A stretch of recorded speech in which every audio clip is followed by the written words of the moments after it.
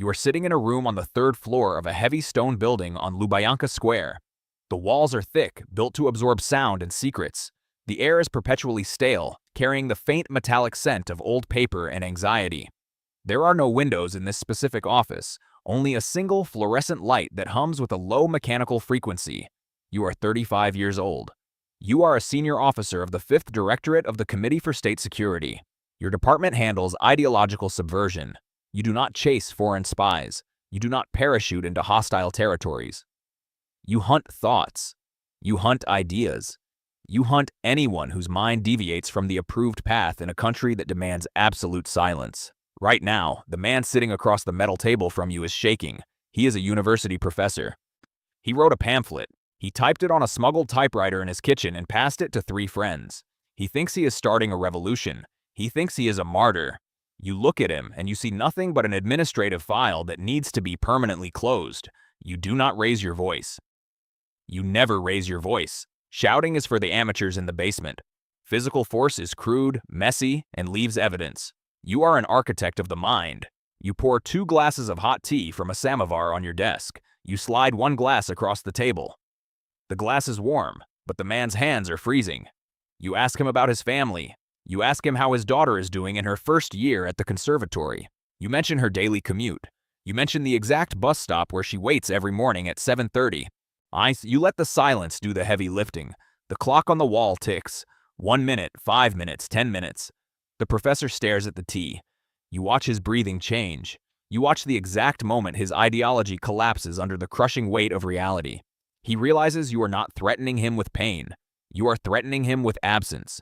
You are using the possibility that everything he loves could simply cease to exist, that his daughter might not come home today, that his wife might lose her job tomorrow, that his entire bloodline could be permanently removed from the board. After 40 minutes, he breaks.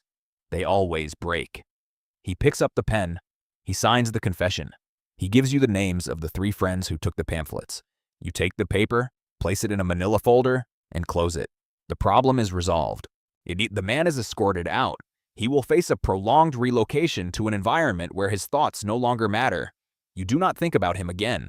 You have done this 200 times. You are the most feared interrogator in Moscow, precisely because you never leave a single physical mark. You leave psychological craters.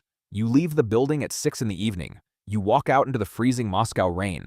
The contrast between what you do all day and what you go home to is a line you walk like a tightrope.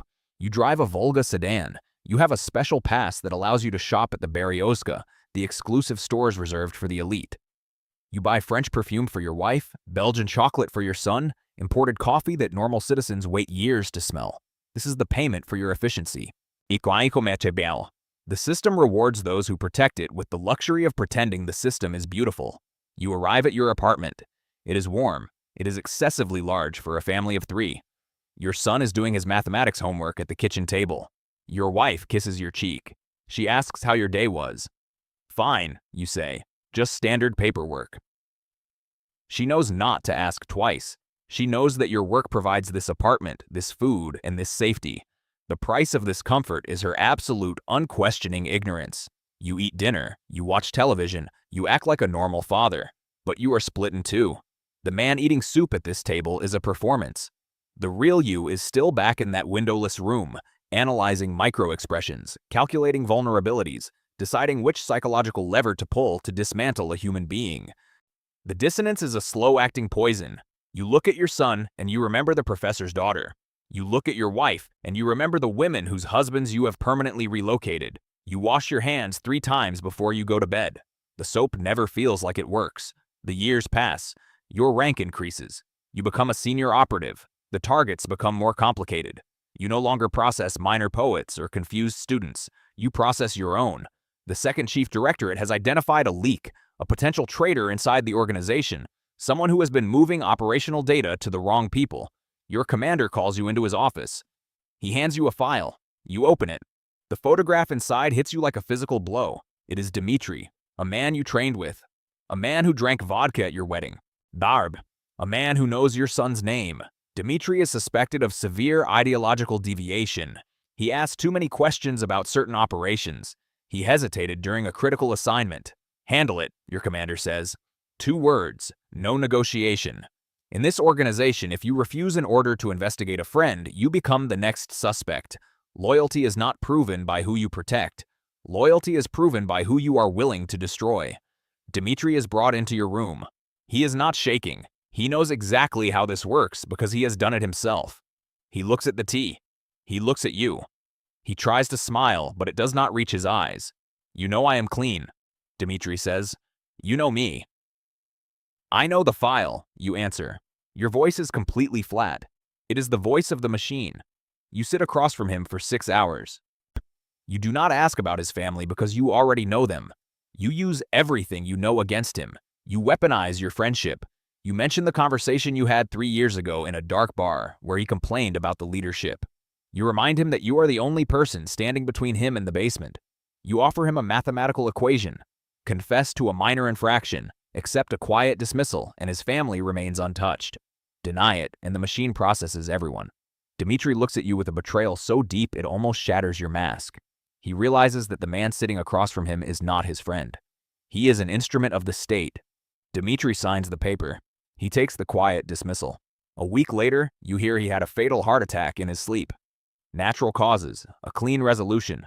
Strukim, you know exactly what kind of heart attack the technical laboratory manufactures. You sign off on the final report. Your hands do not shake. That is the part that terrifies you the most. You are no longer pretending to be the machine. You have become it. You are promoted again. You have an office with a window now. You have power. When you walk down the corridors of Lubyanka, junior officers look down at the floor.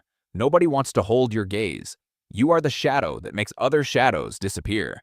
But power in this system does not bring safety. It brings a heavier gravity. You know too many secrets. You know the exact architecture of the state's deception. You know which generals ordered which disappearances. You know the truth behind the fabricated news reports. You are a walking archive of classified resolutions. Paranoia settles into your bones like a chronic illness. It is not an irrational fear. It is a highly educated survival instinct. You know the 7th Directorate has watchers everywhere. You start conducting surveillance detection routes on your way to buy milk.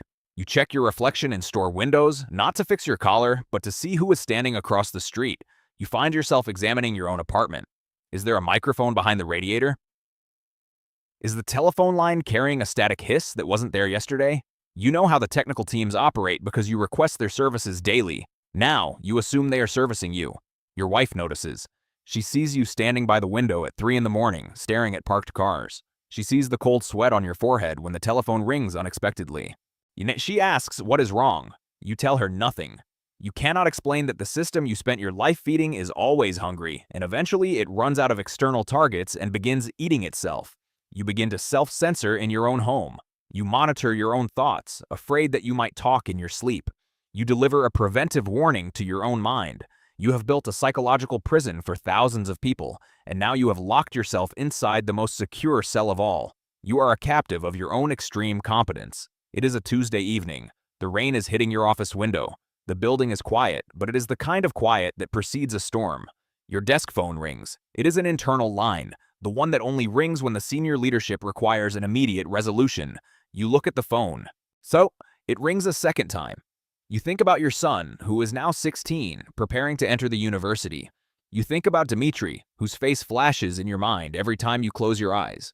You think about the hundreds of files you closed, the hundreds of people who faded into the gray machinery of the state because you knew exactly what to say to break them. You have everything a man in this country could desire: status, access, authority, the illusion of untouchability. You are the apex predator of the intelligence world, but you are utterly, completely trapped. You cannot resign. Retiring means becoming a liability. You cannot flee. The border is a wall, and your face is known to every guard.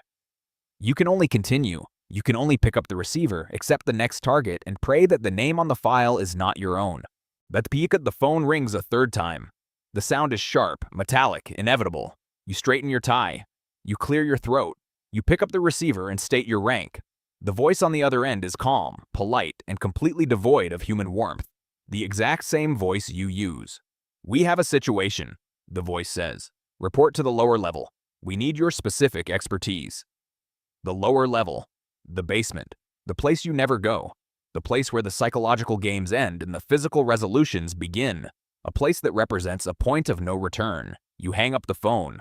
A drop of cold sweat runs down your spine. The hunter has just received an invitation to the slaughterhouse. You do not know if you are walking in as the butcher or as the inventory. You stand up. You walk toward the door. The corridor is long, and the lights hum with that same mechanical frequency.